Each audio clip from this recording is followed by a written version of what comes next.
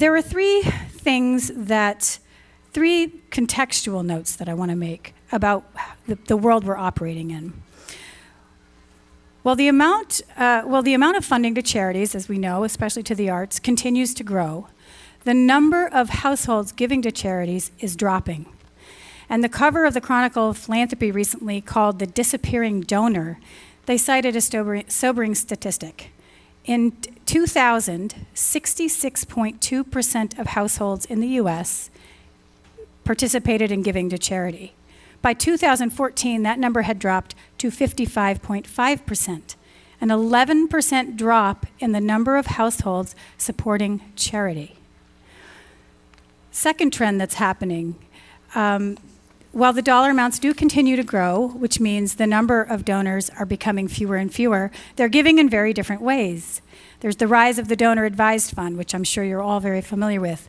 More people are giving to private foundations. And the third fascinating trend is the rise of the Philanthropic Llc. And I'm a huge fan of this Stanford Social Review. The cover of the Stanford Social Review, I think it was last month, was the rise of the Philanthropic Llc.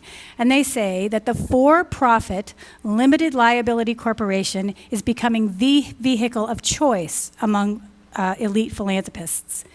That means they have greater privacy and they have greater control, and it makes our jobs a lot harder. And this is something we need to pay attention to. The third trend that really fascinates me is the Millennial Consumer.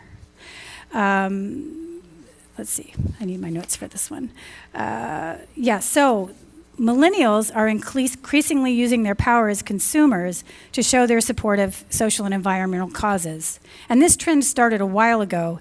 In 2012, the Boston Consulting Group did a study, and they say, millennials believe that working for causes is an integral part of their life.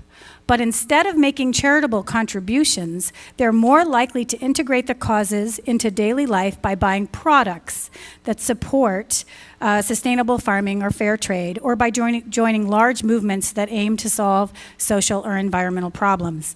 And more recently, in Forbes magazine, 10 findings on the millennial consumer, they say the millennials expect brands to give back to society. 75% expect brands to authentically give back to society. I see this as an opportunity, a huge opportunity for artists and designers and for fundraisers like myself. That's where MakeWork comes in. And there's two takeaways I'm going to flag. There's two takeaways that I want you to get out of this talk today. The first is we have to start embracing the gray. We have to get away from the black and white thinking of funder, fundee, nonprofit, for-profit. We have to start thinking like social entrepreneurs. And the second thing is that we have to get artists, successful artists, out of their studios and into the boardrooms. They have to become leaders of our organizations, and they have to be donors to our institutions. And I thought it was an interesting comment about the culture of philanthropy. I mean, I work for the School of the Art Institute, and except for RISD, participation rates among alumni giving to independent art and design schools is very, very small. It's 2 to 4%. So what are we doing for artists? How are we creating future philanthropists out of the successful artists who should be leading our institutions? That's very, very interesting to me.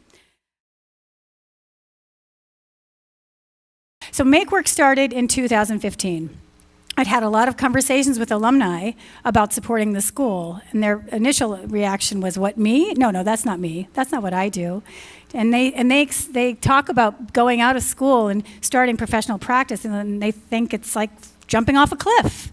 And I thought, oh, I can relate to that. I've been there. So I thought, well, what can we do? What can we do to solve this problem? How can we bridge this gap?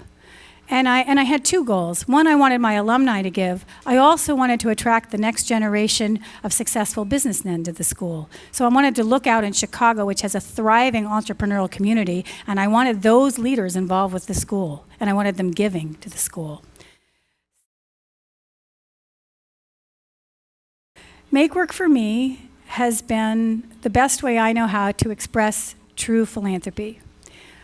I love artists. I want to see more of them succeed. And for me, you can't take the love out of philanthropy any more than you can take the money out of philanthropy.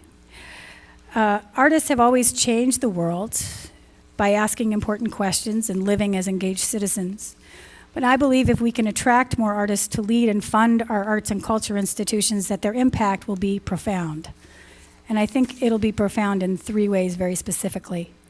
I think they'll provide immeasurable permission and hope to the next generation of artists. I think a thriving artistic culture leads to stronger communities and more social justice. And I think that artists supporting artists creates more artistic freedom for everyone.